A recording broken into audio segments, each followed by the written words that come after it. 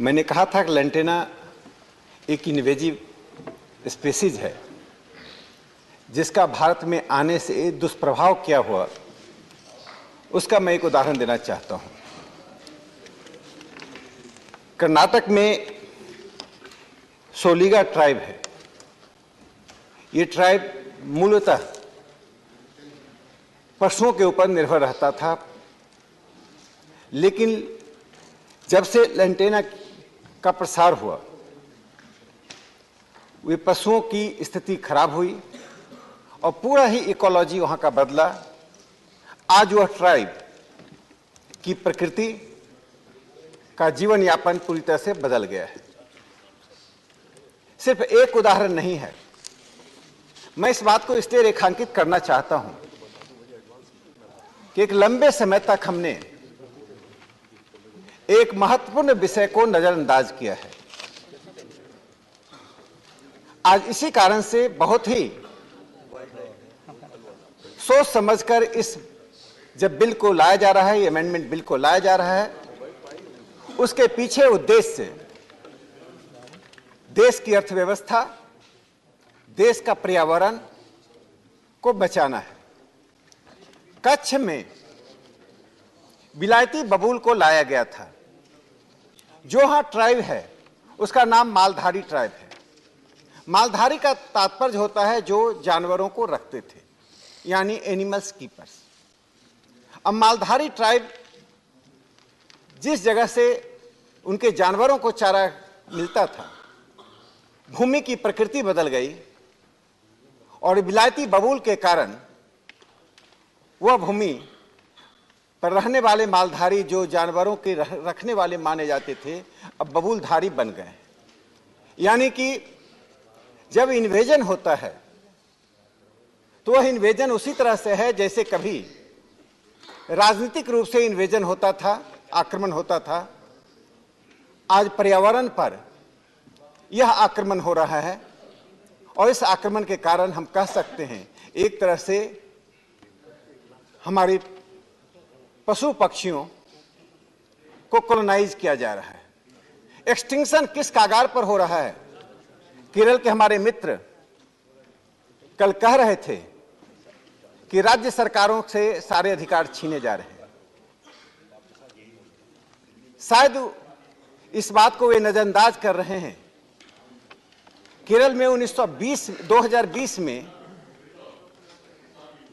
जो wild life crime था उसकी संख्या 151 थी। 2021 में यह बढ़कर 303 हो गई है। 100% की वृद्धि हुई। केरल में 64 ऐसे बर्ड्स स्पेसीज हैं जो समाप्त होने के कगार पर है, इंडेंजर्ड बर्ड स्पेसीज है। इसमें गिद्धों की 2 प्रजाति है, एक रेड रिंग वल्चर जिसको बोलते हैं। इसी प्रकार से केरल में कुछ पशु इंडेंजर्ड इसलिए हो गए हैं कि इन्वेजिव यानी कि बाहर से कुछ पशुओं का आना हुआ है। इसी कारण से मैं कहना चाहता हूं कि जिस गैर राजनीतिक विषय पर सिर्फ राष्ट्रीय ही नहीं बल्कि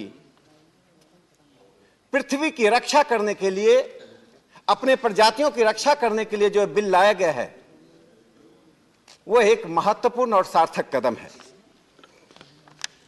सभापति महोदय, 3 महत्वपूर्ण कारण हैं जिसके कारण ये खतरे बढ़ रहे हैं। एक कारण चीन, वियतनाम, म्यांमार जैसे देशों में जो परंपरागत दवाइयां हैं, उन दवाइयों में पशुओं के अंगों का जो उपयोग हो रहा है, उसके कारण वाइल्ड लाइफ ट्रैफिकिंग बढ़ता जा रहा है। आज चीन का दवाई का मार्केट, परंपरागत दवाई यानी ट्रेडिशनल मेडिसिन का मार्केट $600 बिलियन का है और 11% की दर से प्रति वर्ष यह बढ़ रहा है। इसका प्रभाव न सिर्फ भारत पर है बल्कि अफ्रीकी देशों पर भी है। यही कारण है कि इस कानून को और सख्ती से लागू करने की आवश्यकता है। दूसरा बड़ा कारण जो खास करके मछलियों के बारे में है। आपको आश्चर्य होगा कि हमारे वेस्टर्न घाट में 300 प्रकार की मछलियां पाई जाती हैं, उसमें 155 प्रकार की 155 प्रकार की जो मछलियां हैं वे ऑर्नामेंटल मछलियां हैं। उसमें से कुछ प्रजातियों का जो ट्रैफिकिंग अनसाइंटिफिक रूप से हुआ है, बिना किसी लाइसेंस का हुआ है, उसके कारण चन्ना बारला, जोबरा लोच, स्नेक हेड ऐसी कुछ प्रजातियां हैं जो समाप्त होने के कगार पर पहुंच गई हैं। अब ऑर्नामेंटल रीजन तो यह बना। इसी तरह से स्टार कछुआ, अब दुनिया में सबसे ज्यादा मांग भारत के स्टार कछुआ की है और भारत में यह इंडेंजर्ड स्पीसीज बनता जा रहा है। उसी प्रकार से सभापति महोदय, तोता यानी पैरट्स, इसके 12 स्पीसीज नेटिव स्पीसीज हैं जो देश में हैं, उसमें 8 स्पीसीज समाप्ति के कगार पर पहुंच गए हैं। आज सब पूरे सदन को आत्मालोचन करना पड़ेगा। जब मैंने प्रधानमंत्री जी को चिता लाने के लिए बधाई दी, पर्यावरण मंत्री जी को इस बिल को लाने के लिए बधाई दी, उसके पीछे यह कर्मकांड नहीं था, दलीय कर्मकांड नहीं था। पिछले 70 सालों से आपने जीवन मूल्य से जुड़े हुए आधारभूत चीजों की उपेक्षा की। आपकी नजर में महत्वहीन था और यह महत्वहीन होने के कारण ही एक समानांतर अर्थव्यवस्था एक क्षेत्र में विकसित हुआ। अमेरिका का प्रतिवर्ष $120 बिलियन का वाइल्ड लाइफ ट्रैफिकिंग है। दूसरे स्थान पर भारत है जो $91 बिलियन का वाइल्ड लाइफ ट्रैफिकिंग होता है। मैं 2-3 बातें कह के अपनी बात समाप्त करना चाहता हूं। कभी कभी हम गलतियां करते हैं और गलतियां व्यक्तिगत स्तर पर होती हैं। एक व्यक्ति जायंट अफ्रीकन स्नेल यानी घोंघा, यह मॉरिशस से लाया। लाने के पीछे सिर्फ एक क्यूरियोसिटी थी, लेकिन वह क्यूरियोसिटी किस प्रकार से एक डिजास्टर में परिवर्तित हो गया, उसकी तादाद बढ़ी। केरल और असम में इसकी मात्रा इतनी अधिक बढ़ गई है कि वहां के फसल नष्ट हो रहे हैं, किसान परेशान हो रहे हैं। इन्हीं कारणों से मैं ये कहना चाहता हूं, आज पूरे देश को एक ऐसे सख्त कानून की जरूरत है और सख्त कानून में हम उस फ्रेज को ना भूलें कि एवरीबॉडीज रिस्पॉन्सिबिलिटी इज नोबॉडीज रिस्पॉन्सिबिलिटी। इसी कारण से केंद्र सरकार अपने ऊपर इस जिम्मेदारी ले रही है। मैं नॉर्थ ईस्ट का एक उदाहरण देकर अपनी बात समाप्त करूंगा। नॉर्थ ईस्ट जो दुनिया के 25 सबसे विकसित बायोडायवर्सिटीज के केंद्र हैं, उसमें से एक नॉर्थ ईस्ट आता है। उस नॉर्थ ईस्ट में 106 ऐसी प्रजातियां हैं जो नष्ट होने की कगार पर हैं। इसका कारण है कि किसी भी प्रकार से वैज्ञानिक तरीके से पूरे देश में हमने उन चीजों का न सर्वेक्षण किया, न उनकी घटती संख्या के बारे में कभी ध्यान दिया, उसके कारणों के ऊपर हम नहीं गए और हम प्रकृति पर यानी जो हो रहा है उस पर सब कुछ छोड़ दिया। यही कारण है कि नॉर्थ ईस्ट की स्पीसीज समाप्त हो रही हैं।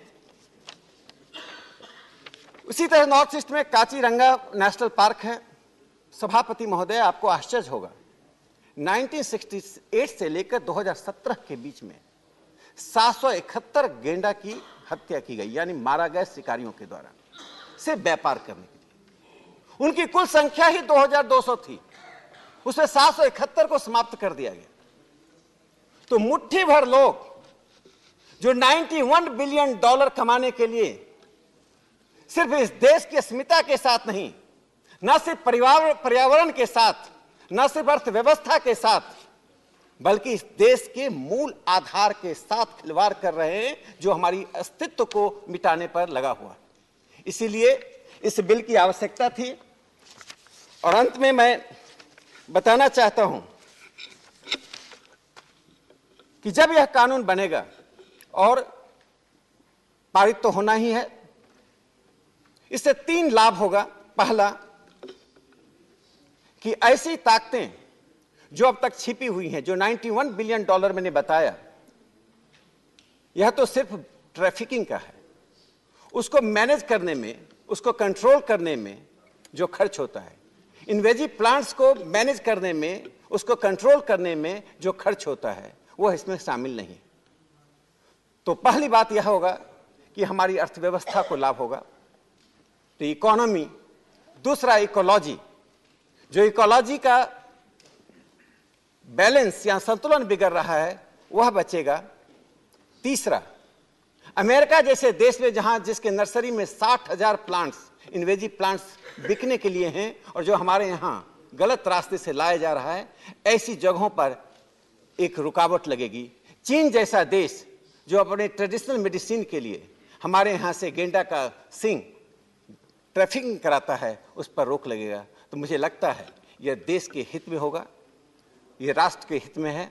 और कृपया करके संघवाद के नाम पर एक ऐसे कानून का, ऐसे संशोधन का विरोध मत कीजिए जिस संशोधन का विरोध करने से इस देश के अस्तित्व पर खतरा आता है।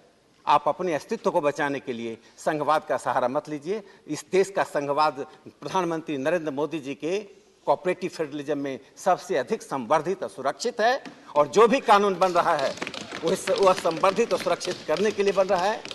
एक राष्ट्र के लिए प्रगति करने के लिए और आसमान छूने के लिए वह प्रयास करना पड़ता है जिस प्रयास से सिर्फ स्व का ही नहीं, बल्कि जिसे आप पराया मानते हैं, जिसे पश्चिम का देश भौतिकता के आधार पर देखता रहा, उसका हम संरक्षण करें। इसलिए आज हमारे फॉरेस्ट के कवर में वृद्धि हो रही है। 2014 के बाद से फॉरेस्ट कवर बढ़ रहा है। प्लांट्स और जो एनिमल्स हैं वह कम से कम ज्यादा सुरक्षित महसूस कर रहे हैं। नया भारत इकोनॉमी, इकोलॉजी और एनवायरनमेंट तीनों को संबोधित करते हुए इस कानून को ला रहा है। आपसे मैं अपील करता हूं, इस कानून का समर्थन कीजिए।